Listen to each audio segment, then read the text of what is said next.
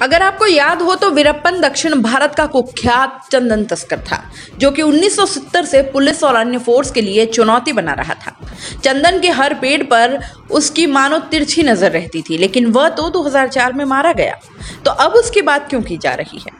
वो इसलिए की जा रही है क्योंकि शायद उदयपुर में भी कोई दक्षिण भारत का कुख्यात चंदन तस्कर वीरप्पन का भूत घूम रहा है। तभी तो शहर की विश्व प्रसिद्ध फतेहसागर झील के किनारे बनी कला दरगाह से 10 दिन में दूसरी बार चंदन के पेड़ चोरी हो गए, और इससे पहले चोर इसी जगह से 10 दिन पहले चंदन के 9 पेड़ काट ले गए थे। हैरानी की बात यह है कि चोर उस समय करीब 12 पेड़ों पर आरी से निशान बनाकर गए थे। बावजूद इसके ना तो निगम ने कोई तत्परता दिखाई और ना ही पुलिस ने इसमें कोई खास रुचि ली। इसका नतीजा ये रहा कि चोर 2 पेड़ को और ले गए। अब बाकी बचे 10 पेड़ों पर भी निशान लगा कर गए हैं, और इनमें से 2 को तो इन्होंने इतना तक काट दिया है कि केवल अगर हल्का सा धक्का भी दिया तो ये नीचे गिर जाएंगे। यानी 2 पेड़ों का भी 1-2 दिन में चोरी होने का नंबर है। निगम यूं ही अगर सोता रहा तो जल्दी ही ये भी चोरी कर लिए जाएंगे। भाई आखिर हमारी निगम सुस्त और चोर है चुस्त। कितनी मजेदार बात है कि निगम आयुक्त हिम्मत सिंह बारहट और सहायक अभियंता अवेश मोहम्मद को पता भी नहीं कि चंदन के 2 और पेड़ चोरी हो गए। फिर कह दिया कि अच्छा, अगर ऐसा है तो मामला गंभीर है, गार्ड बढ़ाएंगे। दोनों अफसर ये तक नहीं बता पाए कि 10 दिन पहले कला दरगाह से चोरी हुए 9 चंदन के पेड़ों के मामले में अब तक FIR क्यों नहीं हुई, रात में मॉनिटरिंग की क्या व्यवस्था है।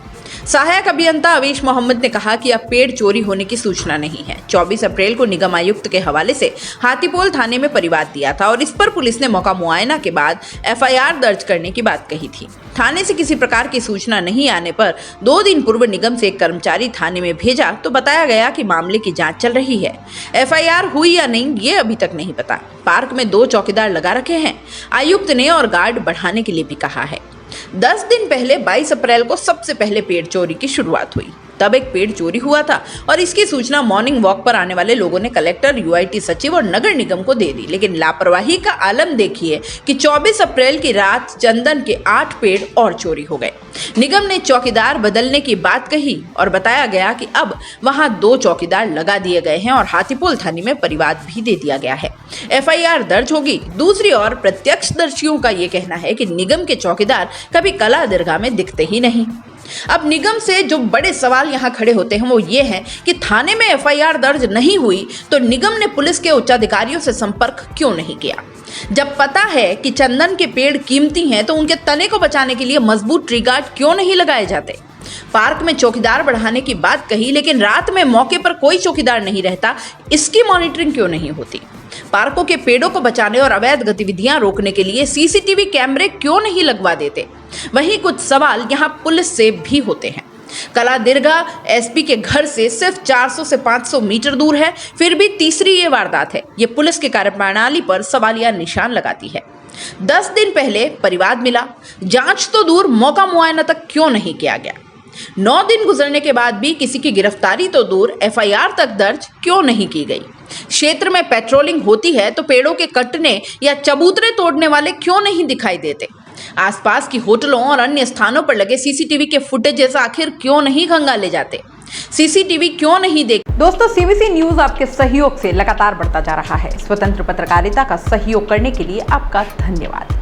सबसे पहले तो जिन लोगों ने हमारे चैनल को सब्सक्राइब नहीं किया है तो पहले सब्सक्राइब करें, जिसका कोई शुल्क नहीं लगता और बड़ा आसान है। बस नीचे दिख रहे लाल सब्सक्राइब के बटन को दबाना है और पास में दिख रहे बेल आइकन को भी दबाना है, ताकि आपको अपने CBC न्यूज के हर अपडेट्स मिल सके। हमारे इंस्टाग्राम पेज और फेसबुक पेज को भी लाइक करें, फॉलो करें, वहां पर भी आपको मिलती है तरह तरह के अपडेट्स। हम पूरे राजस्थान से आपके लिए लाते हैं वो खास खबरें जो आपके लिए जरूरी है, और वो भी पूरी बेबाकी के साथ। पत्रकारिता के इस मुश्किल दौर में आपकी आवाज जिम्मेदारों तक पहुंचाना ही हमारा लक्ष्य है, और ये आपके सहयोग के बिना संभव नहीं है।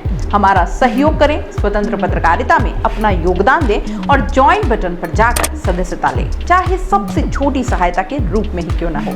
जनता की बेबाक आवाज बने रहें, उसके लिए सहयोग आपको ही करना है। सब्सक्राइब करिए और ज्वाइन बटन पर क्लिक कर सदस्यता ग्रहण कीजिए।